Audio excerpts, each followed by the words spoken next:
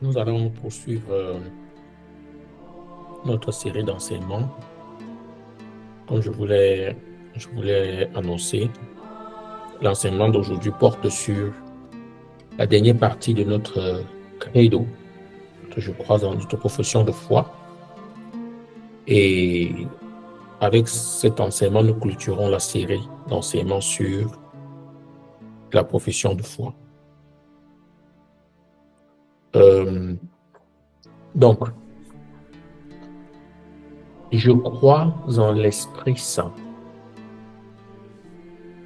Je crois en l'Esprit Saint. L'Esprit Saint est la troisième personne de la Trinité. Ce qui ne veut pas dire que il est la personne la moins importante de la Trinité. C'est simplement parce que il est nommé au troisième rang. Cette anecdote d'un prêtre à qui l'Esprit Saint lui pose la question un jour,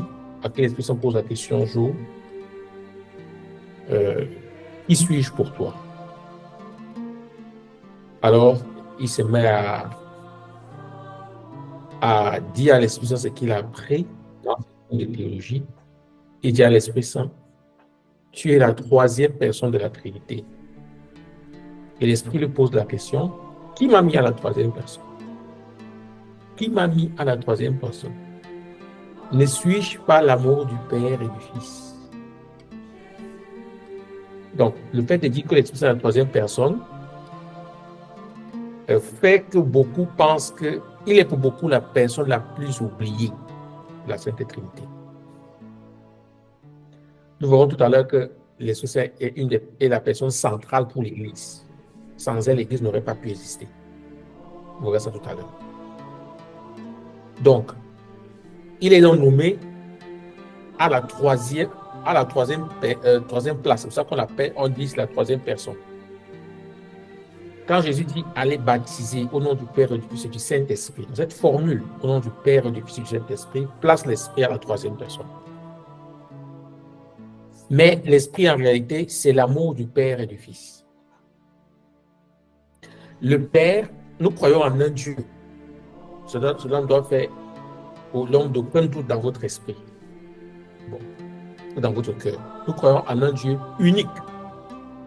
Je l'ai expliqué quand je parlais du Fils. Dieu est unique en ce qu'il est un Dieu, mais en Dieu, Dieu n'est pas seul. Dieu est communion. Je l'ai expliqué. C'est-à-dire, parce que notre Dieu est amour, l'amour est toujours relation. L'amour n'est pas solitaire. L'amour est toujours relation. Donc, le Père engendre le Fils.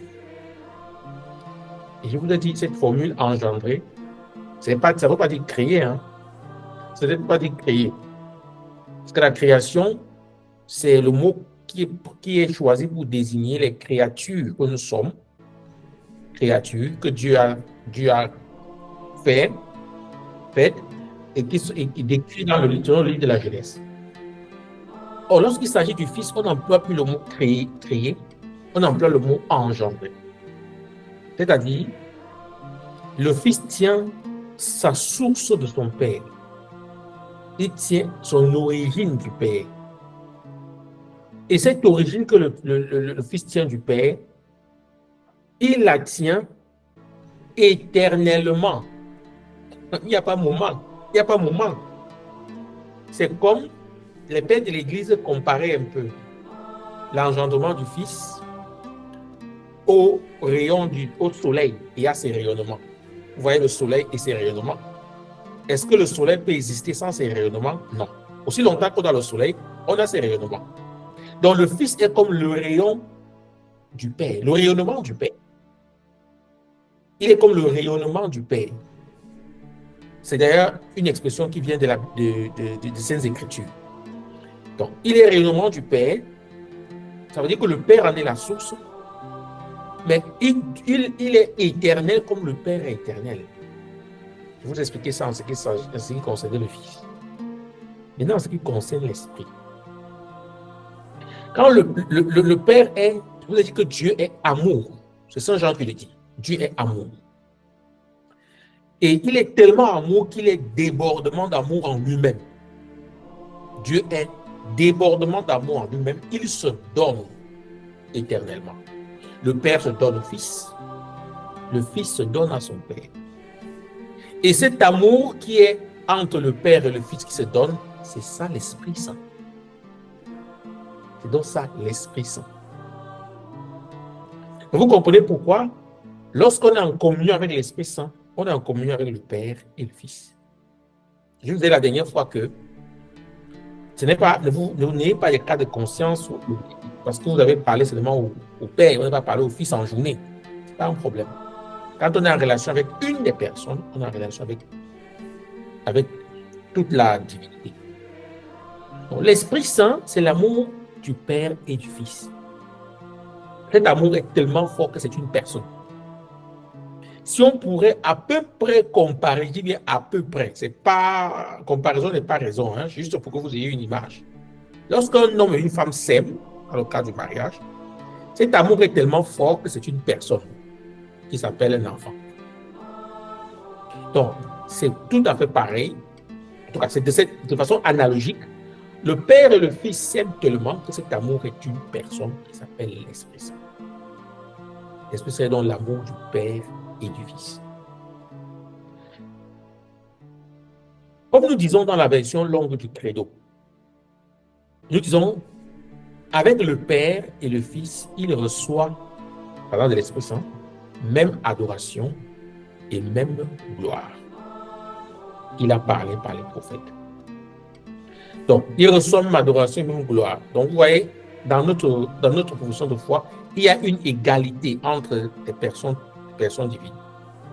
Une égalité dans la nature, dans la gloire, entre le Père et le Fils. Ça ne veut pas dire que le Père est le Fils, non. Chacun a sa personnalité, chacun a ses missions. On dit du Père qu'il est créateur, mais il ne crée pas seul. Puisque vous comprenez, dans Saint Jean chapitre 1, l'évangile selon Saint Jean, au commencement était le Verbe était auprès de Dieu, le Verbe était Dieu. Rien de ce qui s'est fait ne s'est fait sans lui, dit Saint Jean. Donc le Père est créateur, mais il crée en communion avec le Fils. Quand le Fils est sauveur, quand il sauve l'humanité, il le fait en communion avec le Père et le Fils. Il remet l'Esprit à son Père à la croix. Et quand l'Esprit, on dit de l'Esprit qu'il est sanctificateur, qu'il est consolateur, quand l'Esprit vient, c'est pour conduire les personnes vers le Christ. Donc, il y a des missions différentes selon les personnes divines, mais c'est la même divinité. Elles sont différentes par leur personne, mais c'est un Dieu unique. Très important. Ce point-là permet que nous serons différents des autres religions qui ne pensent pas que Dieu peut engendrer. Je ne reviendrai pas sur ce thème-là, on en a longuement parlé dans les précédents enseignements. Donc, l'Esprit Saint reçoit une adoration et une gloire. Il a parlé par les prophètes. Dans la profession de foi, nous professons l'Esprit à 2 reprises. L'Esprit Saint revient à 2 reprises. Nous professons l'Esprit, premièrement, lorsque nous disons que nous croyons que Jésus est conçu du Saint-Esprit et né. Jésus est conçu du Saint-Esprit et né de la Vierge Marie. Nous confessons l'Esprit Saint d'abord à ce moment donné. Avant de le confesser, je crois en l'Esprit Saint et à la Sainte Église catholique. Donc, dans la première profession de foi en l'Esprit Saint, par qui, sous l'action de qui Jésus est né, que croyons-nous? Que confessons-nous? Nous croyons qu'on ne peut pas être chrétien sans une relation avec l'Esprit Saint. On ne peut pas être chrétien sans une relation avec l'Esprit Saint. Parce que le Christ lui-même, dès sa conception, est en relation avec l'Esprit Saint. Donc, le Fils est conçu donc sous l'action de l'Esprit Saint et toute sa vie durant, il sera marqué et accompagné par la puissance de l'Esprit Saint. Et par la puissance de l'Esprit que Jésus agit, Jésus opère les miracles, il opère les guérisons. C'est sous l'action de l'Esprit qu'il a habité dès le sein de sa mère. Il a fécondé le sein de sa mère. Lorsque Jésus débute son ministère, dans l'évangile selon Saint Luc, il dit, il entre à la synagogue, il prend un livre, il l'ouvre et il fait la lecture d'un texte qui est issu du livre du prophète Isaïe. Et il dit, l'Esprit du Seigneur est sur moi parce que le Seigneur m'a consacré par l'onction. Donc, et ce même esprit, nous voyons cet esprit, comme il est dit dans le récit du baptême, descendre sous la forme d'une colombe sur Jésus lors de son baptême. Donc, le lien entre le Christ et l'Esprit est tellement fort, de sorte que le Christ, le mot Christ veut dire en grec celui qui a reçu l'onction. C'est de ce mot que vient le sang crème, avec lequel nous sommes oints le jour de notre baptême, le jour de la confirmation. Donc, parce que le Christ est loin de Dieu, c'est pour ça qu'il s'appelle Christ.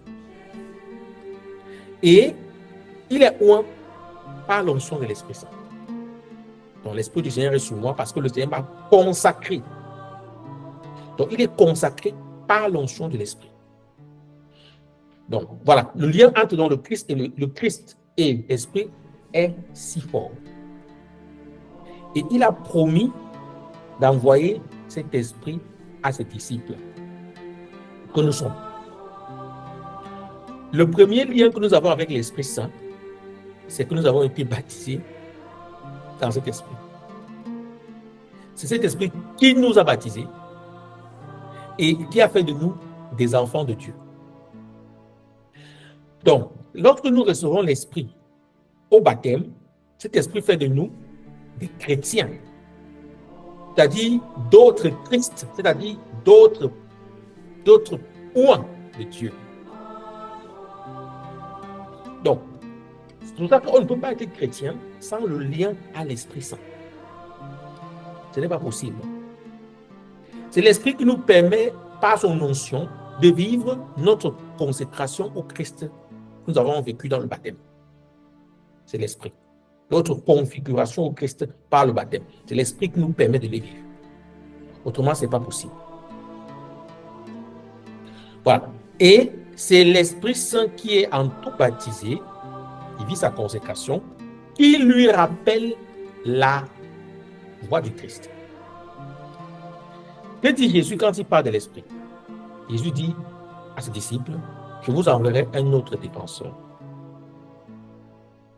Et il dit que ce défenseur vous enseignera, vous conduira vers la vérité tout entière et vous rappellera tout ce que je vous ai dit. Donc, il vous rappellera tout ce que je vous ai dit. L'Esprit Saint est donc là pour, dans un chrétien qui vit sa consécration, l'Esprit lui rappelle chaque fois la voix du Christ dans son âme. Voilà pourquoi on ne peut pas être chrétien sans l'Esprit Saint. Parce que notre lien avec le Christ, de la même manière que l'Esprit Saint est l'amour qui lie le Père et le Fils, l'Esprit Saint est celui qui nous permet de vivre notre lien avec le Christ. C'est sa fonction de créer ce lien entre nous et le Christ. Donc, si ce lien n'est pas là, on sera chrétien par la forme, on sera des chrétiens morts, des chrétiens sans seigne, desséchés. Parce qu'on ne laisse pas l'Esprit nous habiter, nous faire écouter la voix du Seigneur dans sa parole, quand nous lisons des Écritures. L'Esprit fait résonner dans notre âme la voix du Maître, la voix du Christ. Parce qu'il a dit, il vous rappellera ce que je vous ai dit. Donc, quand je lis un texte de la Bible, quand nous méditons un texte de la Bible, quand tu ouvres le texte et que tu le lis, et que tu pries avec ce texte, l'Esprit te dit ce que Jésus veut te dire dans ce texte. L'Esprit te le dit. Tu ressens ça dans ton cœur. Jésus a dit, mes brebis écoutent ma voix. Mes brebis écoutent ma voix. Or, c'est l'Esprit qui fait résonner la voix de Jésus en nous. Les brebis écoutent ma voix. Donc, quand tu prends la parole de Dieu, tu te mets à la lire, et il y a une partie de la parole qui te frappe ton cœur. Tu te sens interpellé par Dieu. Tu sens quelque chose te bousculer. C'est l'Esprit qui te fait entendre la voix de Jésus qui te parle. Parce que tu ressens. C'est donc l'Esprit Saint. Donc, une foi chrétienne sans Esprit Saint, c'est comme si vous avez un téléphone mais sans connexion. Vous avez un téléphone mais vous n'avez pas de connexion, vous n'avez pas de réseau. C'est lui qui permet d'établir la connexion avec le Christ. C'est l'Esprit Saint. Voilà. Donc, il fait résonner la voix du Maître, donc de Jésus en nous, par exemple, lorsque nous lisons la parole de Dieu, mais aussi lorsque nous, dans l'entretien que nous avons les uns avec les autres, par exemple, si tu rencontres un prêtre en confession, ou tu rencontres un prêtre dans une écoute, l'Esprit te parle à travers lui. Il ne te dira pas toujours l'Esprit m'a dit que. Il y en a qui aiment dire l'Esprit m'a dit que pour donner l'autorité à leur parole. Ce n'est pas nécessaire. Ce n'est pas nécessaire. Pourquoi? Parce que dans une écoute spirituelle, dès que vous êtes réunis pour l'écoute, ça veut dire que la cause de votre contact, c'est Jésus. Vous êtes pas réunis autour d'un pot ou autour d'une tontine. Vous n'êtes pas encore autour de quoi. Vous êtes réunis parce qu'il y en a un qui cherche le Christ, il y en a l'autre qui lui tend la main. Alors, l'Esprit Saint se met directement à l'œuvre. Et comment la personne qui est accompagnée saura que c'est l'Esprit qui parle par le prêtre ou bien la personne qui l'accompagne? Lorsque la parole est prononcée par la personne, vous ressentez au fond de vous que ça touche votre réalité. La personne ne vous connaît pas. Vous n'avez pas vécu avec la personne. Mais elle vous dit une chose, une parole qui est tellement forte, qui transperce votre cœur, qui vous touche vraiment à l'endroit où ça doit vous toucher, vous vous sentez réveillé. Ça, c'est l'Esprit Saint. Comme ça que l'Esprit agit. Ce n'est pas nécessaire que celui qui vous parle vous dit que l'Esprit m'a dit que non. Il peut bien ressentir quelque chose dans son cœur et il vous le dit simplement. Et si vous êtes touché par cette parole-là, vous vous laissez toucher par cette parole, alors le Seigneur vous parle. Donc, voilà. Donc, ce n'est pas toujours nécessaire qu'on habite en disant l'Esprit m'a dit que. Non. Voilà, c'est très important. Donc, ces lieux-là, la confession, l'accompagnement, la lecture de la parole de Dieu, aussi dans l'échange avec un frère. En fait, c'est simplement un frère qui me dit une chose qui est vraie sur moi. Le Seigneur me parle à travers cette personne. Et je ressens ça toute la vérité de mon être. Et je me sens bousculé de l'intérieur. Et je me sens bousculé de l'intérieur dans la recherche de Dieu. Ça veut dire que ce que la personne me dit, que ça me fasse plaisir ou que ça me fasse mal, ça me tire dans cette quête de Dieu. C'est le signe que c'est l'Esprit Saint. Tout ce qui va à l'encontre, une parole, un acte, c'est pas quoi, qui vous éloigne de Jésus, ça ne peut pas être l'Esprit Saint, même si la personne dit, l'Esprit m'a dit que. Saint Paul dit, dans 1 Corinthiens, si quelqu'un n'a pas l'Esprit Saint, il ne peut pas proclamer que Jésus-Christ est Seigneur.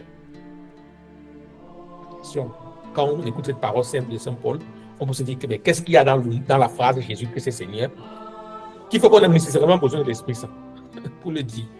Ah ben oui. Pour dire que l'Esprit Saint est Seigneur, dans le contexte où Paul vivait, il fallait dire que ce n'est pas l'empereur qui est Seigneur, c'est le Christ qui est Seigneur. Parce que dans ce contexte-là, l'empereur était une divinité qu'on adorait. Et les chrétiens sont morts pour avoir refusé à adorer la religion impériale. Adorer ces petits dieux qu'il y avait dans l'Empire. Mais de dire Jésus-Christ est Seigneur. Ils sont morts pour ça. Donc ce n'est pas porté par l'Esprit Saint. On ne peut pas affirmer ça. Donc si quelqu'un vous tient une parole qui va assécher en vous l'affirmation que Jésus-Christ est Seigneur, celui-là n'est pas porté par l'Esprit Saint. Voilà. Parce qu'on vit dans un monde qui est plein de nouveaux mouvements religieux. Vous entendez tout le temps, l'Esprit m'a dit que, l'Esprit m'a dit que, l'Esprit m'a dit que. Il faut un minimum de moyens de discernement pour savoir si ce qui est dit là vient de l'Esprit Saint ou pas. Est-ce que ça me rapproche de Jésus? Parce que le rôle de l'Esprit. L'Esprit est là pour me rapprocher de Jésus. Même si ça me fait mal ou pas, est-ce que ça me rapproche du Seigneur? Très important. On verra un deuxième point. Ce n'est pas fini, hein? Un deuxième point, mais ça on verra plus tard. Pour discerner sa vie de l'Esprit, il faut un deuxième point. Mais les deux ensemble. Mais le deuxième point viendra tout à l'heure. Donc, l'Esprit est donc responsable de faire résonner la voix du Seigneur en nous. Et cette voix-là, pour qu'elle résonne en nous, on n'a pas besoin forcément d'un charisme. On n'a pas nécessairement besoin d'un charisme pour ça. Donc, je dis que non, je n'ai pas besoin de charisme dont l'Esprit peut parler à moi. Si on prend le temps de la prière, qu'est-ce qu'il faut pour que Dieu parle en nous? C'est un thème qui est très long. Je l'ai abordé ça ici dans quelques enseignements. Je ne voudrais pas me répéter, mais je donne une ou deux choses en passant.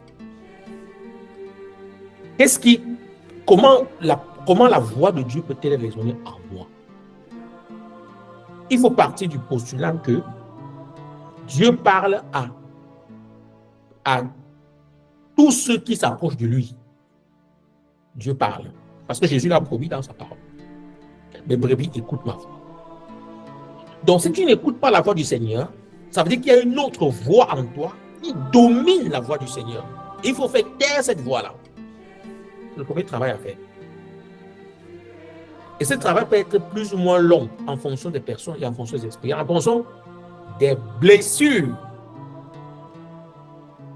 Et que peuvent être ces voix-là? Ce sont nos blessures émotionnelles. Quelqu'un qui est blessé va avoir comme réaction, quand il est dans une situation, de souvenir de le mal qu'on lui a fait. C'est ça qui va porter, qui va guider son action. Ce ne sera pas la voix du Seigneur. Et qu'est-ce qui va montrer que la personne est capable d'écouter la voix du Seigneur? C'est qu'après avoir posé l'acte, la personne se sentira triste. Elle a écouté, la pulsion de colère qui était en elle, mais à la fin, elle est triste. Ça veut dire que c'était pas, cette pulsion de colère n'était pas le désir profond de son cœur. Donc, il faut faire donc taire les voix qui viennent de nos blessures intérieures. Donc, si on ne fait pas taire ces voix-là, on ne peut pas écouter la voix de l'Esprit Saint en nous. Ce n'est pas possible.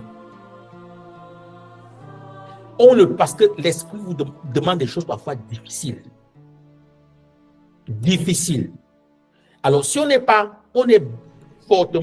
très blessé, on ne pourra pas écouter seulement ça. Imaginez que quelqu'un vous donne une très forte somme d'argent. Quand vous donne une très forte somme d'argent, et cette dette vous met dans un état de colère permanent. Que faire? On peut discuter, hein? Ah, je vais porter plainte, je vais. Mais quand tu as tout fait, ça ne marche pas. Qu'est-ce que tu fais? Puisque tu es mal. Et que quand tu penses à la personne, ce n'est que les pensées de colère qui arrivent. Le Seigneur te demandera de remettre la tête là.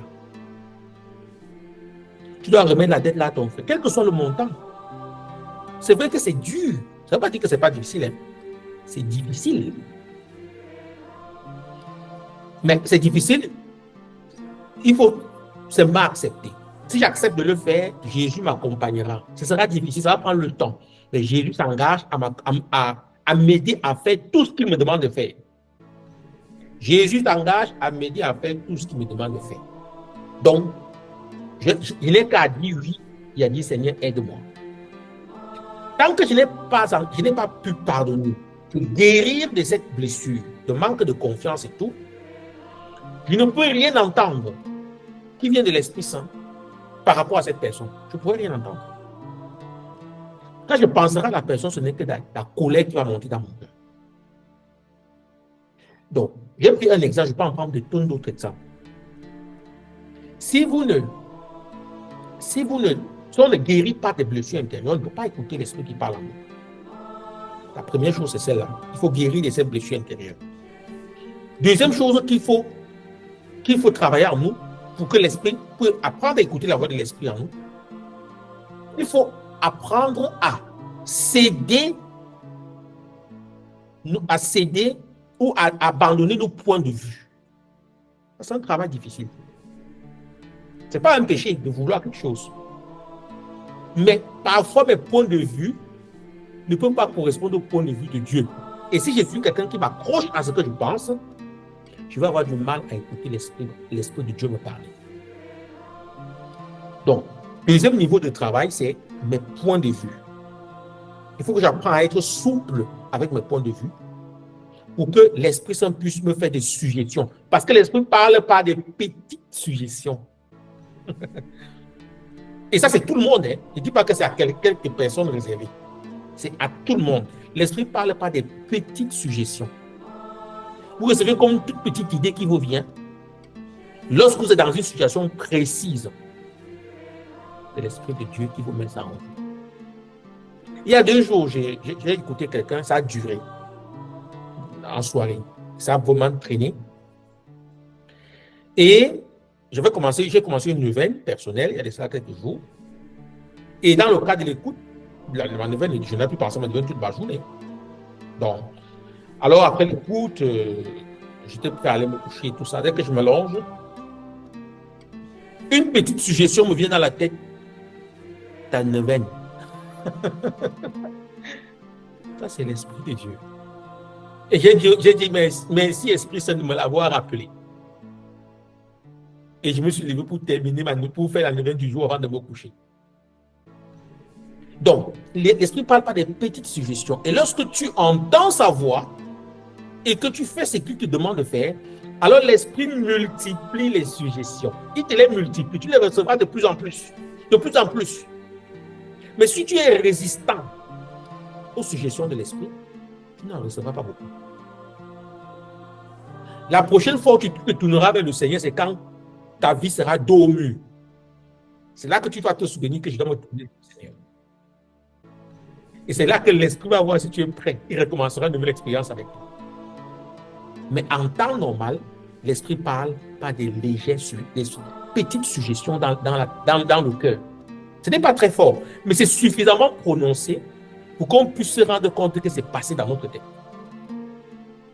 On peut ne pas le prendre en compte là, mais plus tard, on se rendra compte que pourtant c'est passé dans ma tête, je n'ai pas pu faire ça. Ah ben c'était l'Esprit de Dieu. C'était le Seigneur qui te le disait. Donc je me résume. Jésus nous a dit, l'Esprit qui nous enverra nous conduira vers la vérité tout entière et nous rappellera tout ce qu'il nous a dit. Donc dans une situation donnée, je ne sais pas ce que je vais faire. Je sais seulement que je dois obéir à la parole de Jésus. Mais comment je vais le faire? C'est l'Esprit qui va me le dire. Je me rencontre des gens qui me disent, ah mon père, comment faire pour arriver à mettre telle parole du Seigneur en œuvre? C'est si difficile. Et ma réponse est toujours celle-ci. Ce que Jésus te demande, est-ce que tu veux mettre sa parole en œuvre? Si tu dis oui Seigneur, je veux, bien.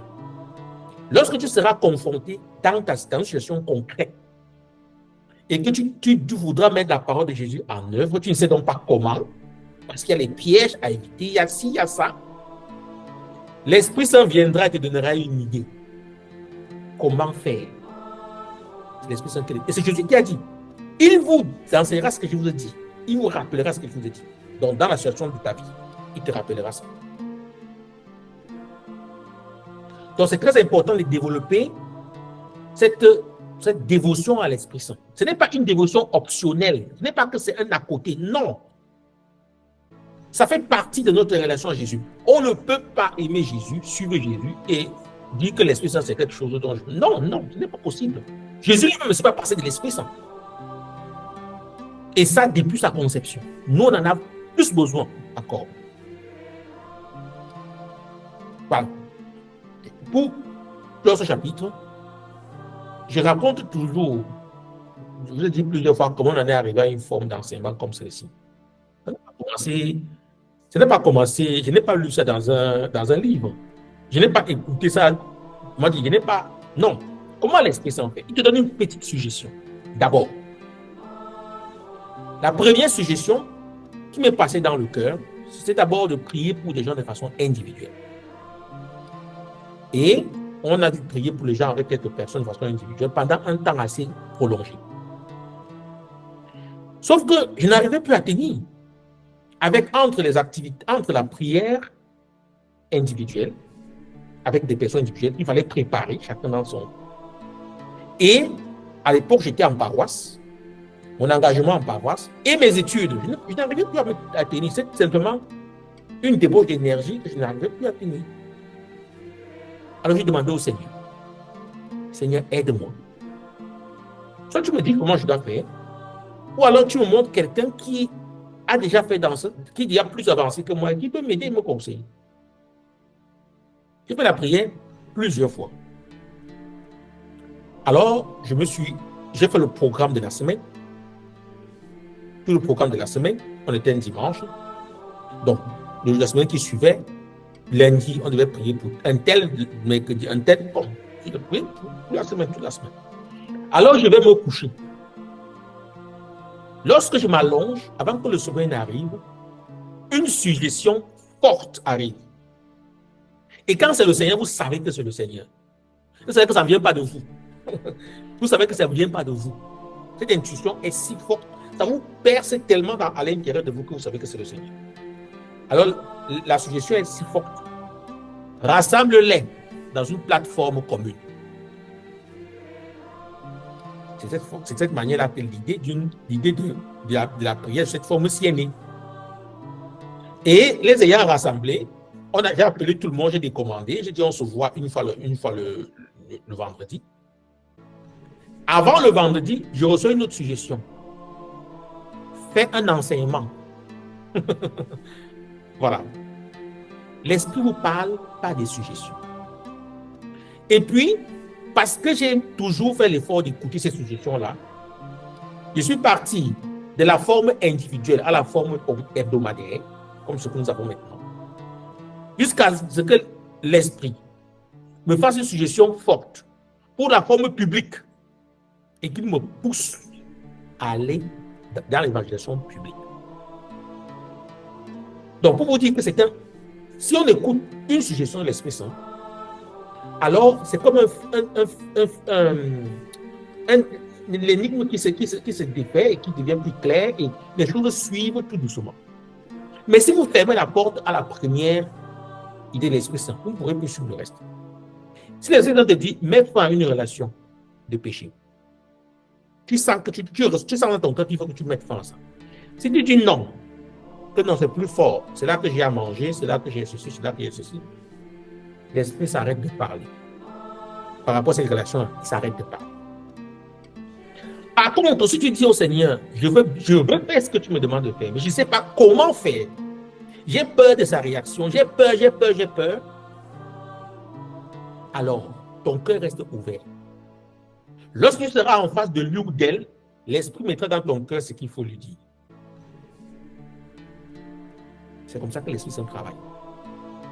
Vous comprenez qu'on ne peut pas savoir tout à l'avance avec l'Esprit Saint, ce n'est pas possible. Avec l'Esprit Saint, tu te laisses conduire en fonction de la situation que tu traverses par lui et par ses lumières.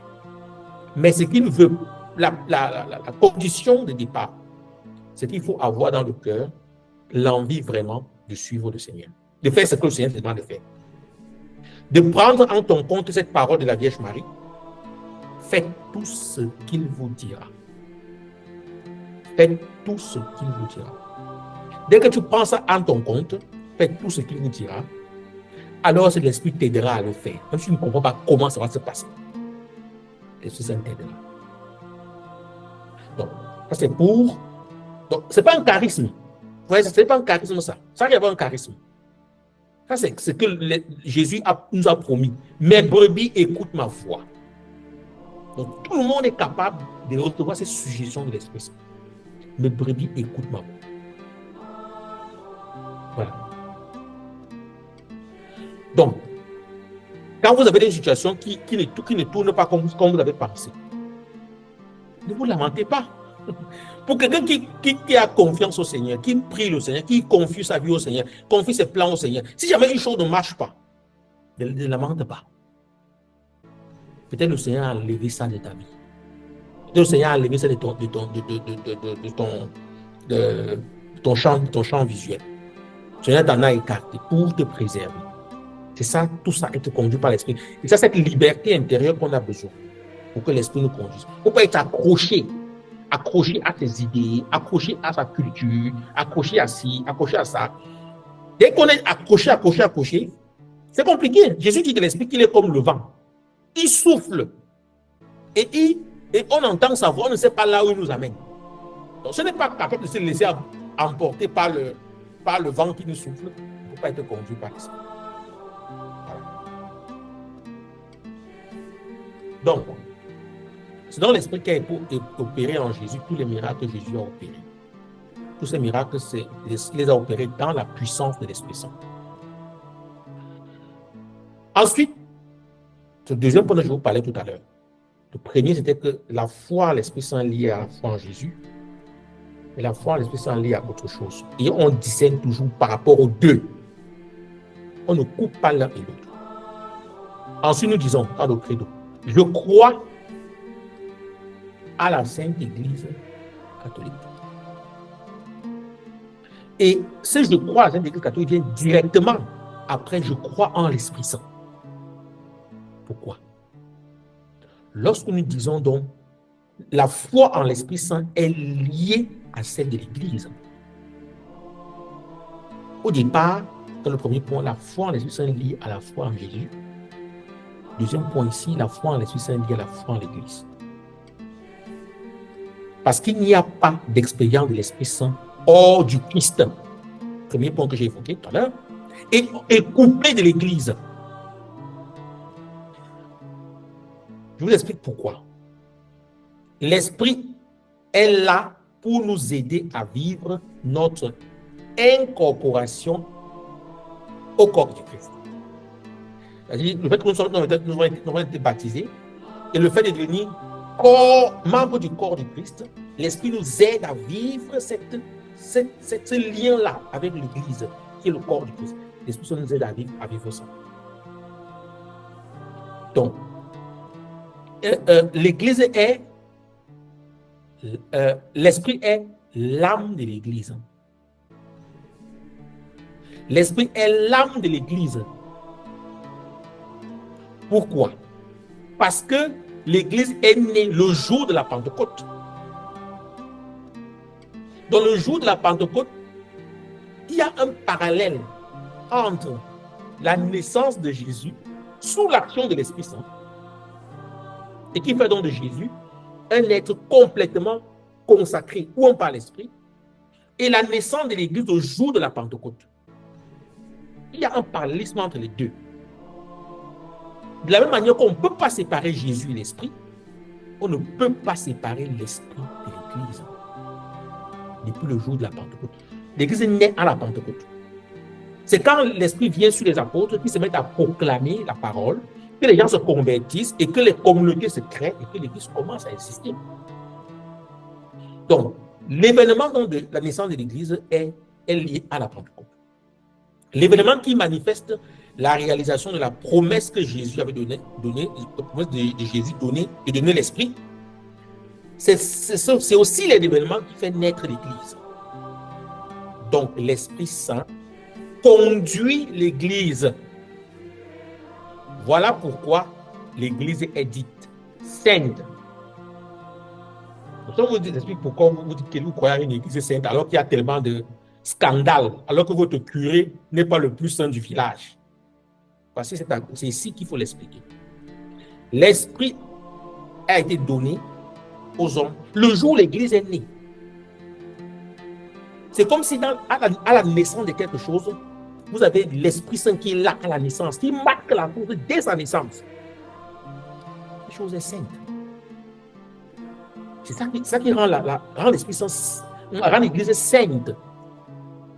Parce qu'elle naît du souffle de l'Esprit et elle est le corps du Christ. Le Christ est sa tête. Voilà pourquoi l'Église est sainte. Donc, sainte, donc, à cause du don de l'Esprit. Et c'est aussi parce que c'est l'Église qui discerne l'Esprit. Voilà, le deuxième point dont je vous parlais tout à l'heure, c'est ici. Pour discerner si ce que vous faites vient de l'Esprit Saint, c'est l'Église qui doit le discerner. Ce n'est pas vous.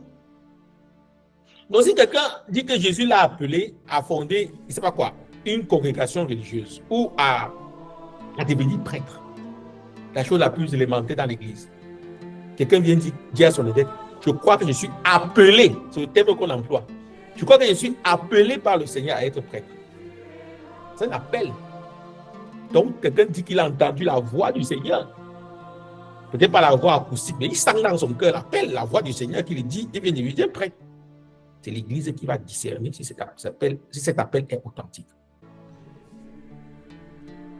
Pourquoi?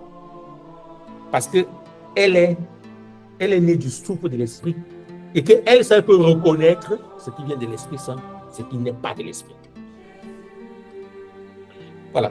Donc, ça ne suffit pas de dire Jésus m'a dit, l'Esprit m'a dit. Il faut que l'Église le confirme. La foi en l'Esprit Saint est intrinsèquement liée à la foi en l'Église. Bien. C'est très important pour l'Église aussi de le comprendre, parce que quand l'Église le comprend, elle sait qu'elle doit être fidèle à ce qu'elle est en elle-même. C'est-à-dire, elle est née du souffle de l'Esprit. C'est une mission importante pour l'Église de ne pas renier son origine. Elle n'est pas d'origine terrestre. Ça interpelle beaucoup de nos pasteurs dans l'Église. Est-ce que toutes les décisions que l'Église prend sont toujours inspirées de l'Esprit Saint? L'Esprit Saint vient toujours au secours. Dans l'Église, quand on lui demande du secours, il est toujours là. Il lui donne tout ça. Mais certains ne l'écoutent pas toujours. Heureusement que Jésus s'est rattrapé parfois les erreurs qui sont dans son Église autrement. Bien. Donc, il ne s'agit pas donc il s'agit d'avoir conscience que ce que je vis à l'intérieur de moi, l'Église va pouvoir le confirmer et le discerner. Pour me tenir devant vous maintenant et pour vous parler, c'est comme si c'était public. L'Église sait que je le fais. Donc, l'Église sait que je le fais. Il faut que je sois en accord avec l'Église pour le faire. Voilà. Donc, la foi en l'Église est la foi en l'Église est la foi en une Église qui est une. Dans la version longue du credo, on dit je crois en l'Église une, sainte, catholique et apostolique. Je crois en l'Église une. Veut dire que elle est unie au Christ qui est sa tête. J'en ai parlé tout à l'heure. Donc, elle tient son unité du Christ lui-même, dont elle est le corps et dont il est la tête. Même si l'Église a connu des divisions dans l'histoire, vous savez, les divisions qui ont donné lieu à la naissance des protestants au XIe siècle, je pense, et avant, au XVe siècle, pardon, et avant, et ainsi de suite, avec les orthodoxes, n'empêche que l'Église n'a pas cessé d'être ce que le Christ a promis à Pierre. Tu es Pierre, et sur cette pierre, je bâtirai mon Église. L'Église est donc, c'est sur le plan de la réalité historique, de ce que nous pouvons voir. L'unité de l'Église se crée donc autour de la figure de Pierre et de ses successeurs, que sont les papes. Donc, je reviens encore. L'unité de l'Église, c'est l'Église qui est unie au Christ. Mais l'Église est aussi une parce que Jésus l'a fondée sur Pierre, comme le chef de l'Église. Et Pierre a comme successeur les papes. Donc, le pape, comme successeur de Pierre, fait l'unité de l'Église. Au point que c'est autour de lui, comme un papa fait l'unité de la famille, la figure de Pierre fait l'unité de l'Église. Je vais expliquer pourquoi l'Église est sainte.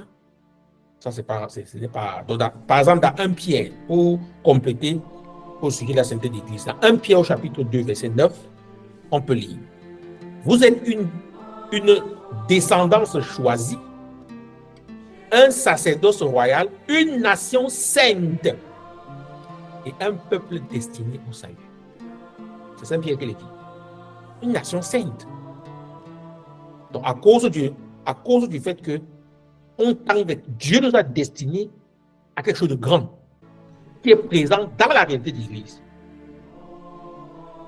Et je ne dirais pas des choses trop compliquées, mais voilà, le Concile Vatican II va dire, donc le concile qui a eu lieu au XXe siècle, a réfléchi sur l'Église et a dit par exemple que l'Église est le moyen de salut dans le monde.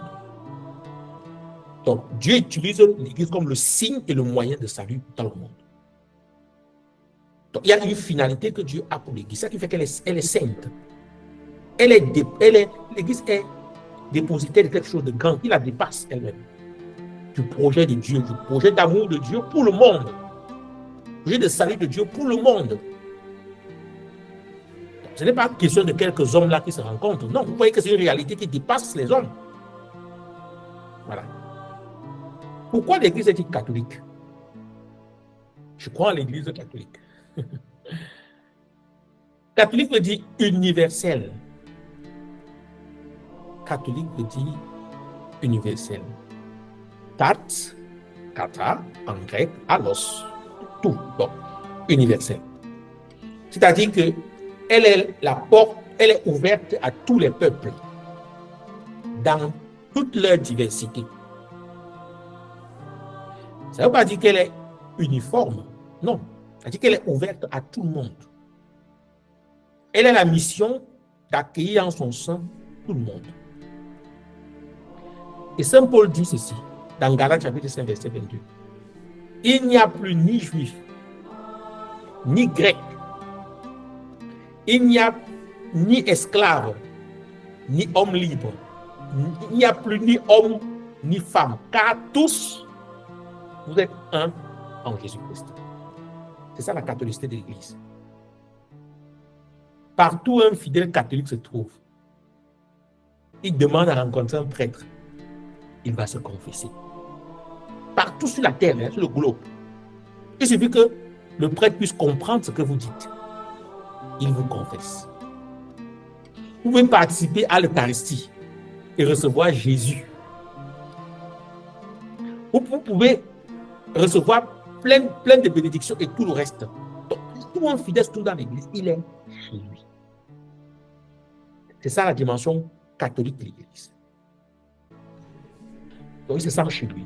Il y a donc, dans le mot catholique, l'identité, donc le fait que c'est unique, l'identité de la foi pour tous les fidèles, de la liturgie pour tous les fidèles ou une portion des fidèles, mais au moins au niveau du cœur de la liturgie, c'est pour tous les fidèles, et de la doctrine pour tous les fidèles. Ces trois choses sont importantes pour manifester la catholicité de l'Église. Prenez une église qui n'est pas catholique, que vous connaissez dans votre quartier là. Posez-vous la question si la même église là existe d'abord ailleurs. Sous la même dénomination, sous la même dénomination, vous verrez qu'il n'y a pas. Ou il y a rarement.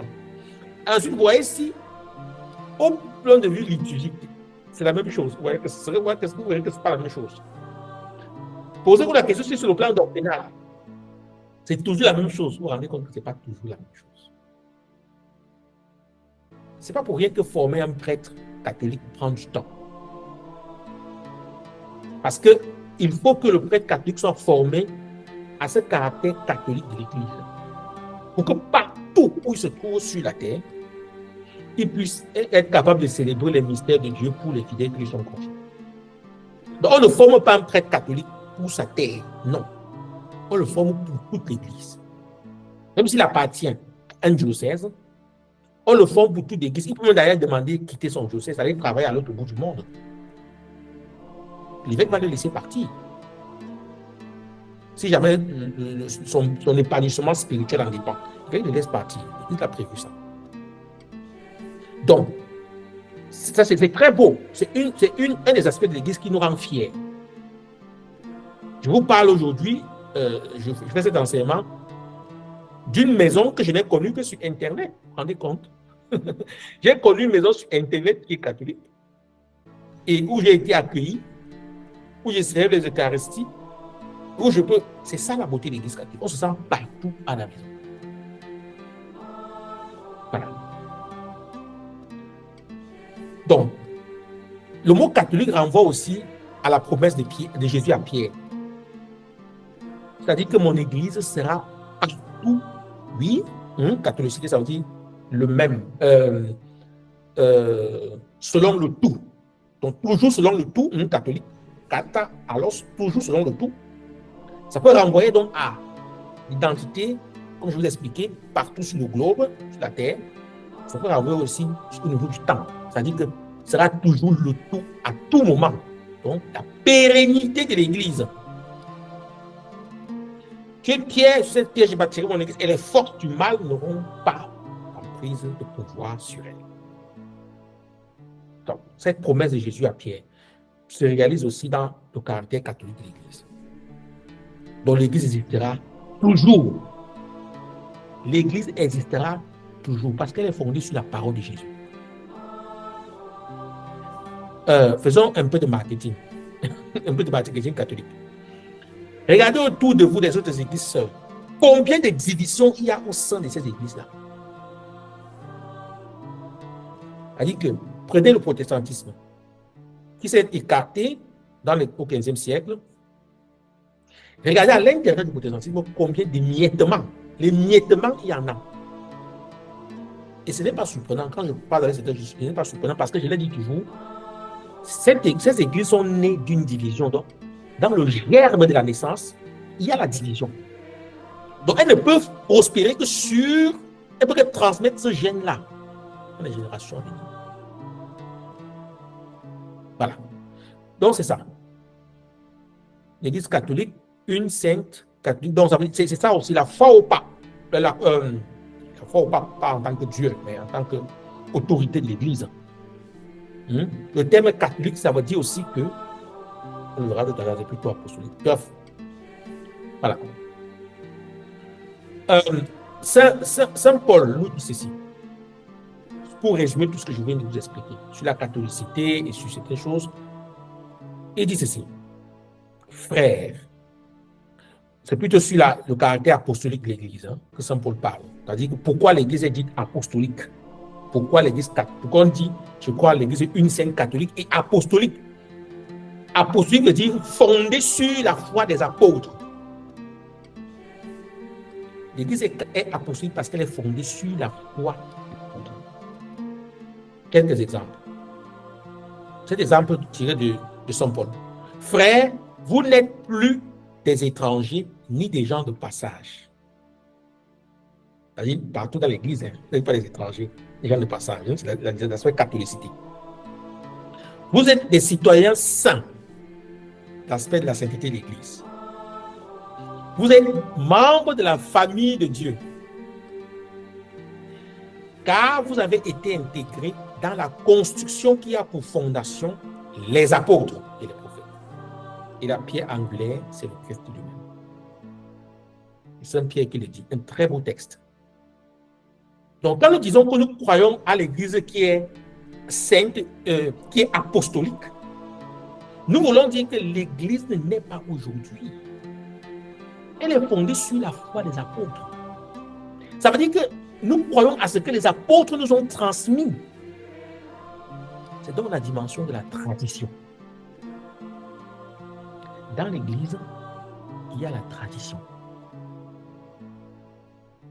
Parce qu'on part du postulat que plus on est proche de ce qu'ont vécu les apôtres, plus ce qui a été vécu en ce temps est authentique.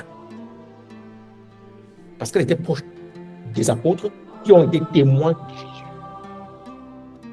Donc la foi est fondée sur les apôtres. Et les apôtres ont transmis leur pouvoir qu'ils ont reçu de Jésus à leurs successeurs, qui sont les évêques. Alors que les successeurs de Pierre sont les papes, les successeurs des apôtres sont les évêques. Concrètement, ça veut dire quoi? Ça veut dire que lorsque Jésus a soufflé sur les apôtres, dans Saint Jean, il a dit recevez l'Esprit Saint. Et que le jour de la Pentecôte, ils ont reçu vraiment l'Esprit Saint. Les apôtres ont commencé à appeler des collaborateurs à qui ils ont imposé les mains pour transmettre leur pouvoir. On appelait des épiscopes, les évêques. Les évêques, à leur tour, quand ils sentaient qu'ils vont mourir ou quand on fondait une nouvelle église, il fallait transmettre ce pouvoir à quelqu'un pour qu'il les aide sur l'autorité dans la communauté, là où il était envoyé. Alors, ils imposaient les mains pour transmettre ce pouvoir. Donc, l'imposition des mains, qu'on voit dans l'ordination des prêtres et des évêques, a comme signification la transmission du pouvoir apostolique, surtout pour les évêques, la transmission du pouvoir apostolique.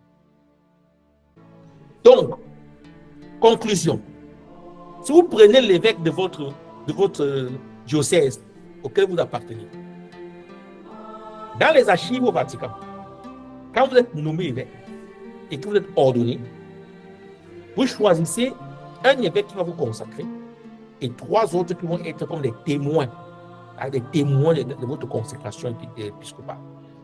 Donc, et qui vont aussi prier au même moment que le consécrateur pour vous. C'est pour les besoins d'enquête historique. Ce n'était pas comme aujourd'hui, hein, on peut traiter l'information. Avant, ce n'était pas facile. S'il n'y avait qu'un seul évêque qui vous avait ordonné que celui-là était mort, qui pouvait témoigner que vous avez été ordonné? Il fallait qu'il y ait des témoins. Ces deux-là, ils pouvaient être moins là pour dire oui, nous avons été là quand il a reçu l'imposition des mains. Bien. Donc, l'évêque au Vatican, chaque fois qu'on ordonne un évêque, cet évêque est inscrit dans un registre et on met le nom de celui qui l'a ordonné. Donc, celui qui a ordonné, donc, c'est un évêque X. Lui, là aussi, dans les archives du Vatican, l'évêque qui l'a ordonné. Et on peut remonter la chaîne jusqu'à un des apôtres. C'est ce que je voulais vous expliquer. Donc, il y a un apôtre qui a imposé les mains pour transmettre le pouvoir apostolique. Et de chaîne en chaîne, celui-là a imposé les mains pour transmettre le pouvoir apostolique d'évêque jusqu'aux évêques d'aujourd'hui. Vous croyez que c'est très beau ça? C'est très beau, ouais. Jésus souffle les apôtres imposent les mains aux autres, et cette imposition des mains est transmise aux évêques d'aujourd'hui, lorsqu'on les ordonne évêques. Donc, c'est très important pour... Quand il y a eu les schismes dans l'Église, notamment le schisme protestant, Luther, qui était le père du protestantisme, était un prêtre. Il n'était pas évêque, il était prêtre. Donc, quand Luther décide de quitter l'Église, il ne débattrait pas sur les motifs, ce n'est pas le thème d'aujourd'hui. Quand il décide de quitter l'Église, il garde avec lui, comme prêtre, la possibilité de célébrer la messe, même si après il ne croit plus. Quand on est prêtre à vie. Ça, l'Église, on est prêtre à vie. L'Église peut vous interdire de célébrer la messe, mais c'est une sanction disciplinaire. On ne vous enlève pas ce qu'on vous a donné à l'ordination. C'est vraiment quelque chose qui reste toute la vie. Donc, Luther ne peut pas transmettre ce pouvoir de dire la messe ou même d'ordonner, parce qu'il n'est pas évêque, il n'est que prêtre.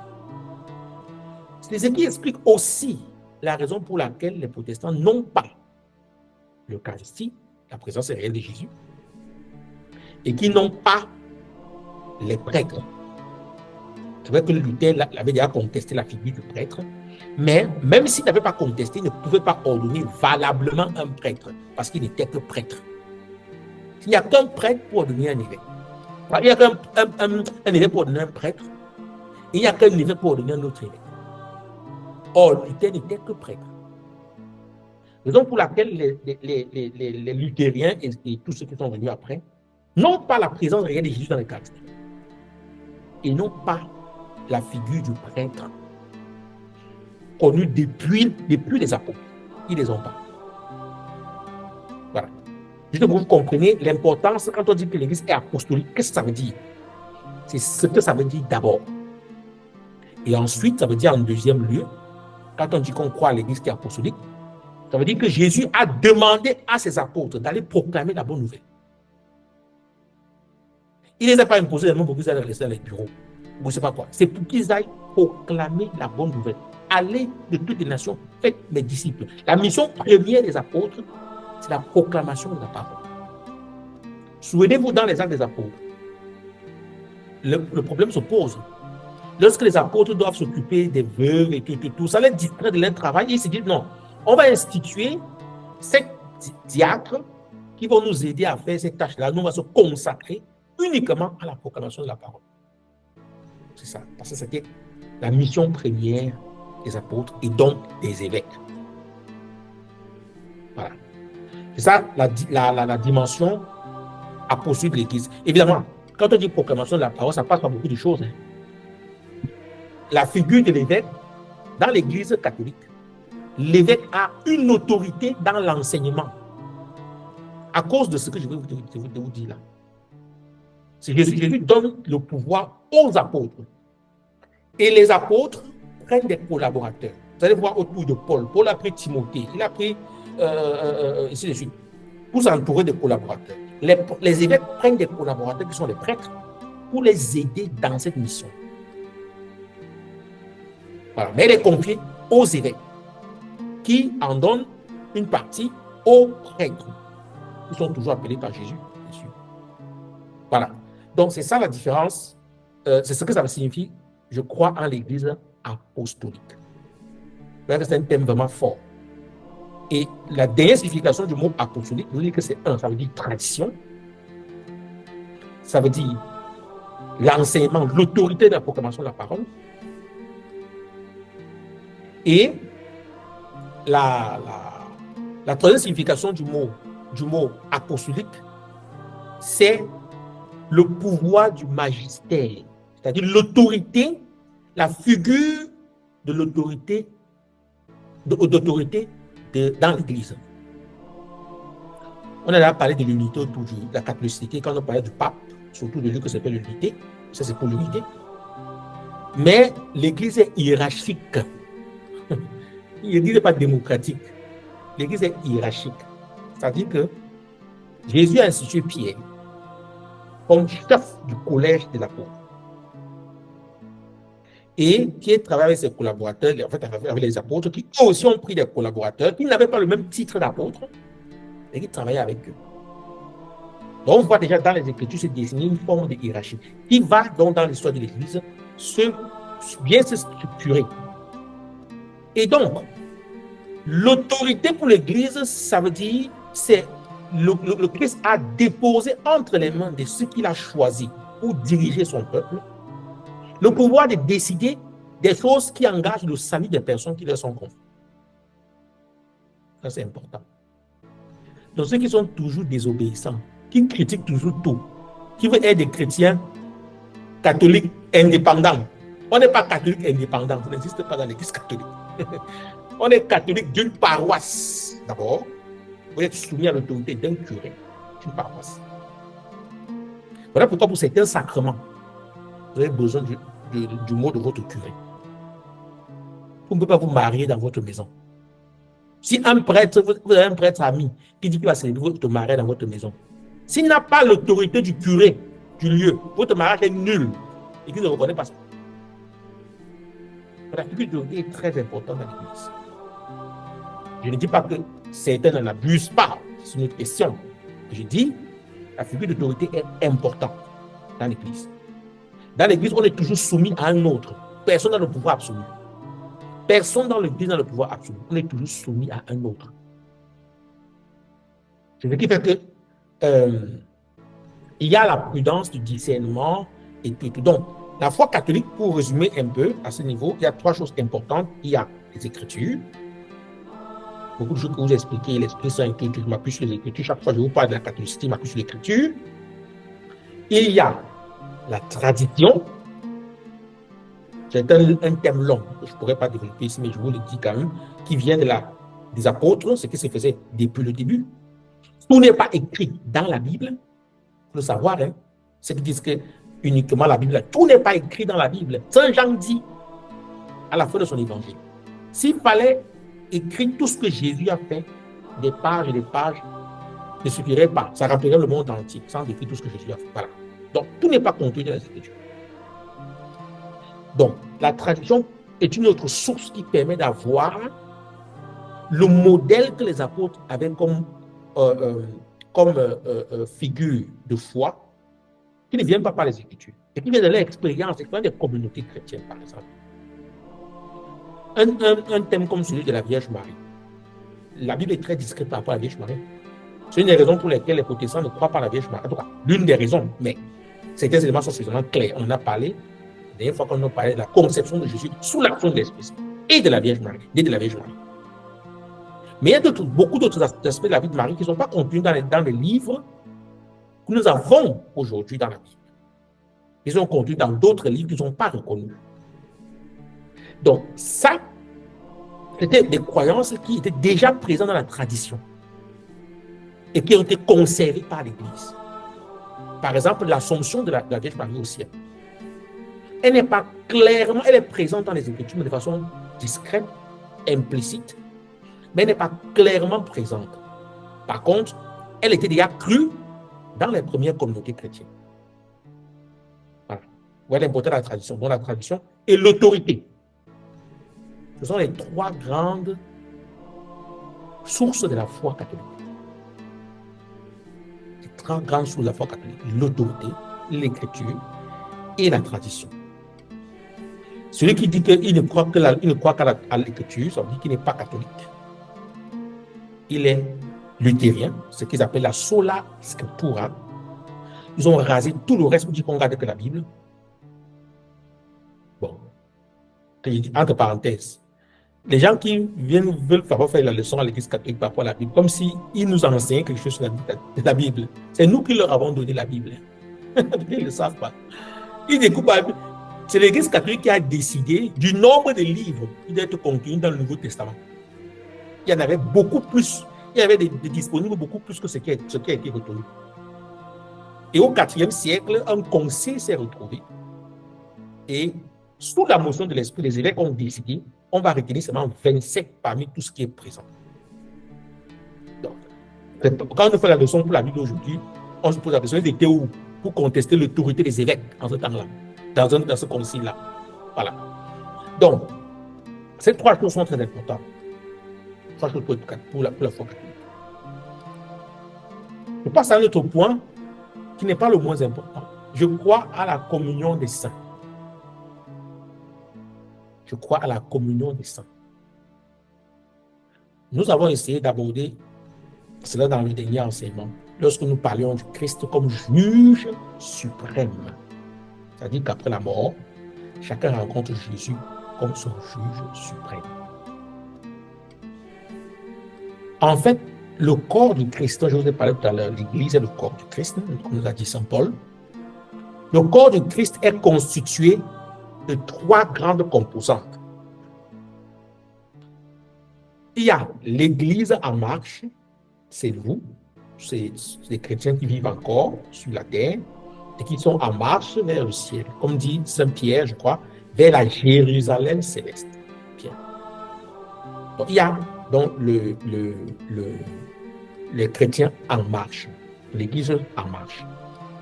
Il y a l'Église triomphante, c'est-à-dire Ce sont les saints qui sont déjà au ciel, qui triomphent déjà dans la gloire de Dieu. Et il y a l'Église souffrante.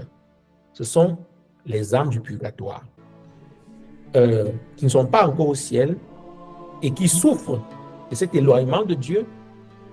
Et voilà. Ce sont les trois grandes composantes de l'Église. Tout ça, c'est la même Église. Je vous rappelle, tout ça, c'est la même Église.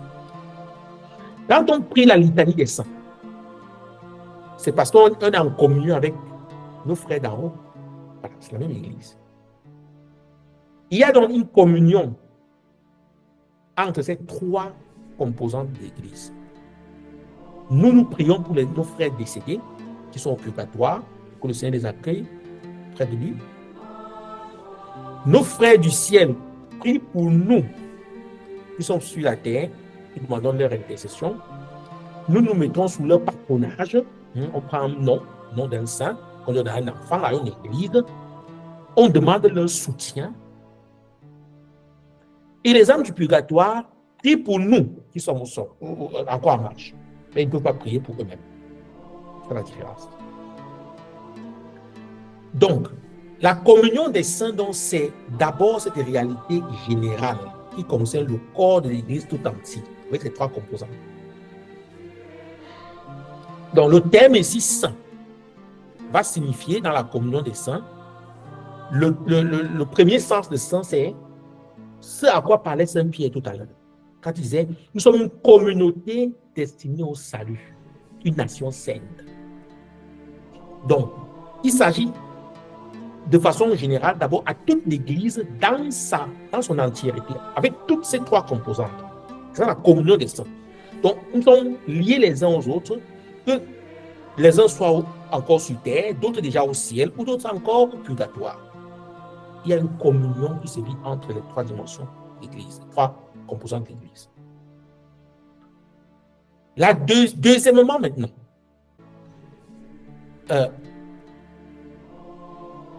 il y a la communion aussi, ça veut dire les saints, ça veut dire aussi saints, ceux qui sont déjà au ciel. Donc la communion avec les saints, c'est la relation entre nous qui vont sur la terre et nos saints et nos frères qui sont déjà saints, qui sont déjà dans la vision de Dieu. Ces deux sens-là. Et je rappelle que ne sont pas uniquement au ciel ceux qui sont évoqués dans le calendrier liturgique ou ceux qui sont déclarés saints par l'Église. Il y a un très long processus pour déclarer quelqu'un saint dans l'Église. Il peut prendre des siècles. Vous voyez, l'Église est très prudente. Quand vous avez vécu votre vie, c'est la communauté là où vous avez été qui ressent l'odeur de votre sainteté, en fait. Elle sent que celui-ci, vraiment, il était un saint. Comme le centurion, là, s'était déclamé au pied de la croix quand Jésus est décédé, cet homme était vraiment le Fils de Dieu. Le monsieur vous a persécuté comment? Je connais les prélats qui ont été persécutés et qui, à leur mort, certains s'extasiaient lors des funérailles. Ce monsieur était vraiment un saint. Bien. Donc, quand la communauté chrétienne sent l'odeur de votre sainteté, qu'est-ce qu'elle fait? Elle monte un procès. Elle ouvre, elle fait une demande à une instance qui est au Vatican pour voir si on peut vous canoniser, donc si on peut vous élever à la dignité de la vénération, on appelle la dignité d'autel, pour qu'on puisse vous vénérer comme ça. Et ça prend beaucoup de temps. La première chose que ça déclenche, c'est l'enquête sur vous. On va recueillir les témoignages sur votre vie, tout ce que vous avez pu écrire, si c'est en accord avec la doctrine de l'Église. Vous n'avez pas mené les gens dans l'erreur. Votre vie, bien sûr, et tout. On recueille tout ça. Et après, la première phase, c'est qu'on vous déclare serviteur de Dieu. Quand on a l'intention, on sent que votre vie était vraiment digne de Dieu, on vous déclare serviteur de Dieu. La deuxième palier, c'est qu'on va vous déclarer bienheureux. En fait, quand on dit que quelqu'un est bienheureux, ça veut dire qu'il est déjà saint. Il est déjà au ciel, en fait. Mais pour y arriver, l'Église est prudente. elle divise ça en deux étapes. La première étape, c'est être bienheureux. Et ça se passe autour d'un tribunal où on a recueilli toutes les informations concernant votre vie. Quelqu'un va se charger de défendre votre cause, la cause de votre béatification. Mais il y aura aussi, comme dans un tribunal, des avocats du diable, entre guillemets, un assesseur, pour dire non, tout n'était pas sain dans sa vie. On va chercher à regarder ce qui n'était pas bien. C'est son travail, hein, c'est pour ça que le procès se fait.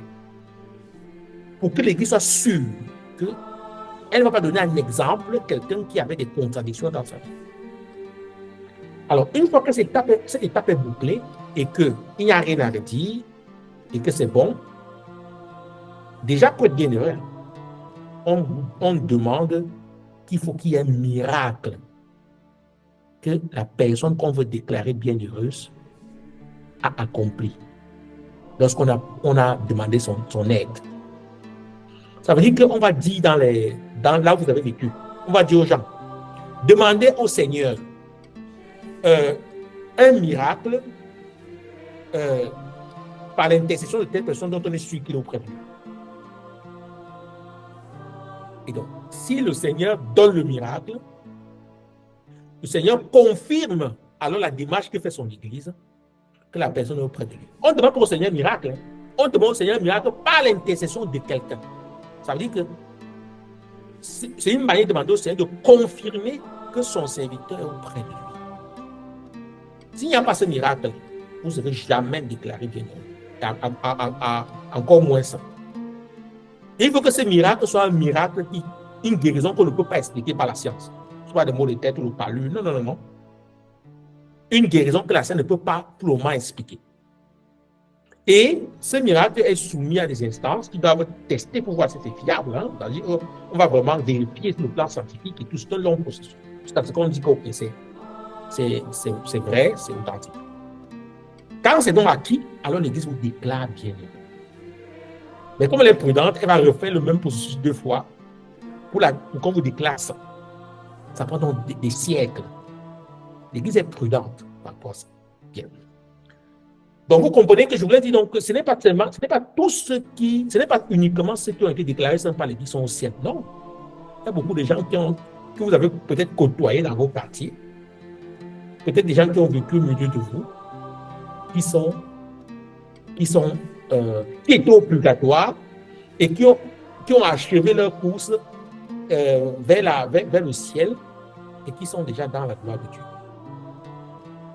Donc le ciel est plein, elle est remplie, il est rempli. Voilà ce que Saint Jean dit dans l'Apocalypse par rapport à ce qu'il a vu au ciel, ce qu'il appelle la Jérusalem céleste. Dans l'Apocalypse chapitre 7, il dit: après cela, j'ai vu une foule immense que nul ne pouvait dénombrer. Une foule de toute nation, toute tribu, peuple et langue. Voilà ce qu'il a vu. Donc, il y a beaucoup de personnes qui sont au ciel, même si l'Église ne les a pas déclarés saints. Mais attention, une fois que j'ai dit ça, je dis tout de suite attention. Ce n'est pas à nous de déclarer, ce n'est pas à nous de déclarer que telle personne est sainte, une autre pas. J'entends souvent quand les gens disent mon grand-père au ciel, ma mère au ciel, je suis sûr que ma mère au ciel. Bon. Hormis qu'une telle déclaration comporte déjà la prétention de juger à la place de Dieu, le danger est qu'en déclarant cela, que telle personne au ciel, on ne s'empresse plus de prier pour la personne. Et la personne donc peut souffrir du manque de notre prière parce qu'on la croit déjà sainte. C'est ça le problème. Voilà. Donc, il y a beaucoup autour de nous qui ont été saints. On ne le sait pas. C'est ça qu'il faut seulement dire. On ne sait pas qui est vraiment saint. On ne le sait pas. Dieu le sait.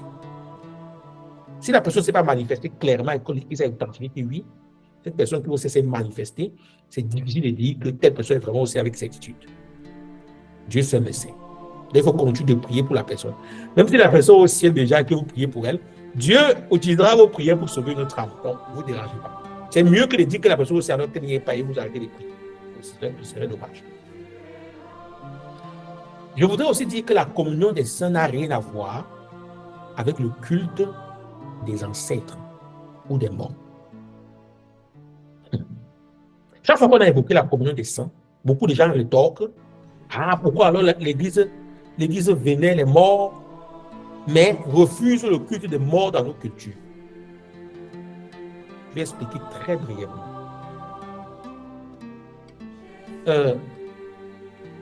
Le culte des ancêtres ou le culte des morts est quelque chose qu'on retrouve dans beaucoup de cultures en Afrique, en Amérique du Sud et tout. Ce culte-là est basé sur, certes, le fait qu'on hisse un individu au rang d'ancêtre en raison de sa qualité de vie. C'est bien. Mais cette qualité de vie est jugée d'après la culture où cette personne a vécu. C'est un élément qui est très important. On a jugé que cette personne est digne d'être ancêtre d'après la culture à laquelle elle appartient. C'est un élément vital pour comprendre la différence avec le culte des saints. Je vous ai dit que la communion des saints est d'abord un lien avec le corps du Christ qui est l'Église, qui est un peuple de rachetés, nous a dit Saint Pierre. Un peuple de rachetés. Donc c'est le culte de ce que Jésus a racheté par son sang. Donc il y a dans la communion des saints, il y a de façon implicite la foi que le Christ nous a accordé, la foi au Christ qui nous donne le salut. Vous comprenez donc que quand on dit culte des saints, on se réfère d'abord à la sainteté qui est issue du salut que le Christ apporte par la croix, par son sang versé. C'est donc différent d'une distinction honorifique qu'on pourrait donner à quelqu'un dans une culture. La personne peut être... Je ne juge pas de la qualité imminente de la personne. Elle peut avoir toutes les qualités possibles. Mais on est là sur un critère humain. C'est la différence. Pour notre foi, on est sur un critère humain. On juge quelqu'un, on évalue quelqu'un par rapport à une culture donnée. Et Dieu seul sait qu'il y en a 1000 cultures sur la terre. Et en fonction de cette culture, on dit que cette personne-là est un ancêtre. Un élément en plus, certaines de ces cultures-là, où ces personnes ont vécu, comportent des valeurs qui n'entrent pas en droite ligne avec l'évangile et la parole de Dieu. Oui. Certaines de ces cultures dans lesquelles on juge des personnes imminentes comportent des éléments qui sont contradictoires avec l'évangile et la foi en Dieu. Alors, la question qu'on se pose est: quels critères avons-nous donc à attribuer quels critères avons-nous pour attribuer des mérites à des personnes qui n'ont pas connu le Christ ou n'ont pas vécu selon l'évangile et d'après une culture donnée qui n'est pas toujours en accord avec la parole de Dieu? Je le dis autrement: où mettons-nous le salut de Jésus dans la nouvelle alliance quand nous déclarons que les morts de nos cultures sont au ciel? Quand nous déclarons ça, ça veut dire que ce n'est plus important de croire en Jésus pour être au ciel.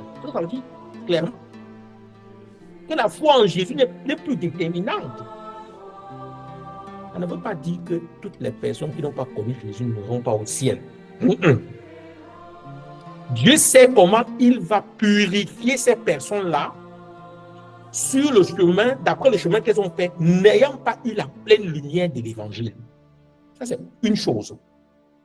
Et lorsque la purification est terminée, nous ne pouvons pas le savoir. Comme je vous ai dit tout à l'heure, comme votre voisin du quartier décidé d'être un bon chrétien, on ne peut pas savoir s'il est au ciel. On ne peut pas le savoir. De la même manière, on ne peut pas savoir qu'un ancêtre est au ciel. On ne peut pas le savoir. Donc, c'est dangereux pour certains chrétiens de forcer le lien et la correspondance entre le culte des ancêtres et la communion des saints. Pour cette raison-ci, C'est dangereux. Ça comporte un danger doctrinal de relativiser l'importance de la nouvelle alliance et du salut apporté par Jésus-Christ, par laquelle Dieu nous sauve. Ce salut apporté par Jésus-Christ peut sauver les païens. On ne disconvient pas, je l'ai dit. Mais par un processus de purification que Dieu lui-même il sait dans sa sagesse. Que nous ne pouvons pas juger. Voilà ce que je dis. Donc c'est dangereux de faire cette correspondance-là. Bien. Parce que ça induit beaucoup de gens en erreur. À cause de ce flou-là, vous voyez des chrétiens catholiques se mettre à faire des rites pour invoquer des ancêtres. Mais qui a dit qu'on peut invoquer ces morts-là? C'est ça qui est dangereux. Et je vous ai déjà dit une fois, vous invoquez les ancêtres, parfois les bons et les moins bons. Qu'est-ce qui peut arriver d'une telle invocation? Des gens qui ont commis des meurtres horribles, des gens qui ont... Avec tout ce qui a été dans nos cultures, on a enterré des gens vivants, des trucs compliqués. Sans compter la dimension idolâtrique de certaines cultures, où on sacrifie à certaines divinités, le dieu du soleil, le dieu du machin, et on dit que ces gens sont au ciel. De quel ciel pardonne? Donc il faut être très prudent. Pour moi, pour manipuler les choses comme ça, il faut être prudent. Bien.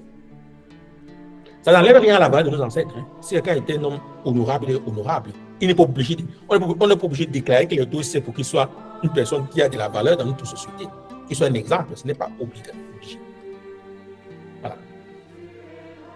Je crois au pardon des péchés. Si nous confessons le pardon, nous confessons que nous croyons au pardon des péchés. Et justement après la confession, après la profession de la communion avec les saints, c'est par le pardon de Dieu que nous sommes justifiés. Ceux qui sont saints, nos frères au ciel, ne sont pas des hommes parfaits. Ce sont des pécheurs pardonnés par Dieu. Et que Dieu a, par le pardon qu'il leur a accordé, il les a justifiés, il les a rendus justes. Donc, il n'y a pas de recherche de vie de sainteté, il n'y a pas de recherche du ciel sans cette conscience que je suis pécheur. Ce n'est pas possible. Raison pour laquelle la confession, le sacrement de la confession doit occuper une place importante pour tout chrétien catholique. Un catholique ne se confesse pas dans sa chambre directement à Dieu. Il faut déjà avoir une idée claire de ce qu'on appelle le péché par rapport à certains. Certains ne voient même plus autour le péché. Certains ne croient plus que le péché existe dans un acte lorsque c'est tout le monde qui commet le même péché, le même acte. Donc on pense que comme tout le monde le fait, ce n'est plus un péché. Mais nous n'allons pas notre âme parce que tout le monde est sans le goût de nous. Chacun de nous devra répondre de ce qu'il a fait du linge blanc de pureté reçu le jour du baptême et qui nous a été demandé de préserver blanc jusqu'au retour du Christ. Et dans la confession, le Christ lave ce linge à nouveau. Il nous le redonne pour le conserver blanc. Je crois à la résurrection de la chair. Derrière ces mots-là,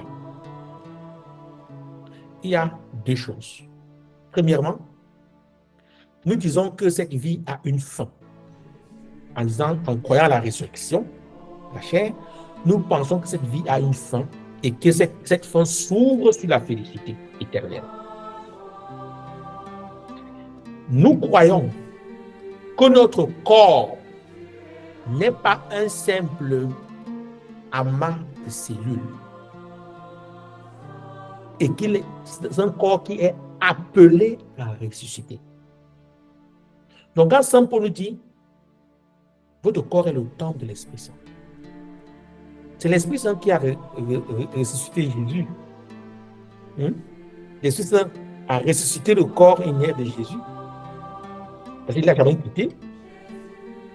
Donc, et c'est ce même esprit qui va contribuer à la résurrection de notre chair si nous l'honorons en nous, dans notre corps, où il fait son temple, il en fait son temple.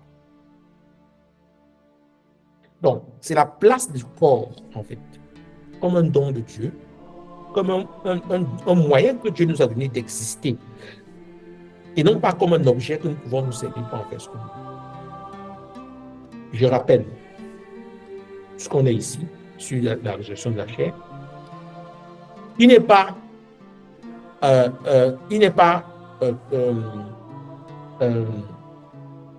totalement correct pour un chrétien de se tatouer. De se tatouer, ce n'est pas moralement correct.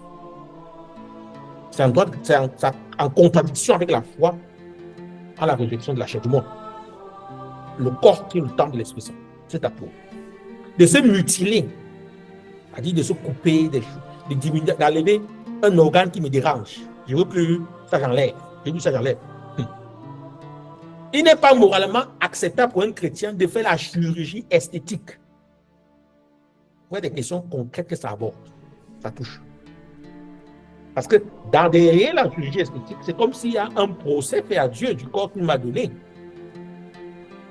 Je ne parle pas d'une opération qui peut avoir des raisons médicales justifiées. Mais je parle d'une chirurgie esthétique pour corriger mon apparence extérieure. D'après ce que je pense, d'après mes critères. Tout cela contredit la dignité du corps qui est dans la foi à la résurrection de la chair. Tatouage donc, mutilation, meurtre, j'ai pas le droit de tuer mon corps, ni de tuer le corps d'un autre. Dans tout ce qui est avortement et tout le reste. Et derrière aussi la résurrection de la chair, on peut aussi voir le lien avec tout ce qui est méthode de contraception que l'Église n'accepte pas. Je suis désolé pour certaines personnes qui le trouvent difficile, bon, bref, mais c'est ça la doctrine de l'Église. Parce qu'on n'a pas le droit de faire de notre corps ce que nous voulons. Ça, c'est une philosophie que les gens ont aujourd'hui. Que mon corps, c'est m'appartient, j'en fais ce que je veux. On sera appelé à rendre compte du corps que Dieu nous a donné. Il ne faut pas en faire ce qu'on veut. Donc, il n'est pas moralement permis de le mutiler, de le tatouer, de l'épuiser. Voilà. C'est juste les questions que j'aborde comme ça. Et la foi de la résurrection s'oppose radicalement à la réincarnation. La réincarnation n'est pas un concept chrétien. La réincarnation provient de certaines religions orientales et des sectes ésotériques qui ont pour base des philosophies gnostiques. Elle n'est pas, la foi à la résurrection n'est pas, la foi à la réincarnation est opposée à la doctrine de l'Église. Nous ne sommes pas des objets que Dieu... comme une maman me disait, si on croit à la réincarnation, il n'y aurait plus les saints. Les gens devaient se réincarner éternellement sans qu'il y ait des saints dans le ciel. Ce que j'ai trouvé vraiment juste. Voilà. Je crois à la résurrection et à la vie éternelle. On terminera par là, comme conclusion. Si la foi à la vie éternelle est placée à la fin du credo, c'est parce que c'est le but ultime de la vie chrétienne. C'est-à-dire, le but de la vie chrétienne, c'est de rechercher la pleine communion avec Dieu qui se vivra, qui commence ici. La vie éternelle commence ici-bas.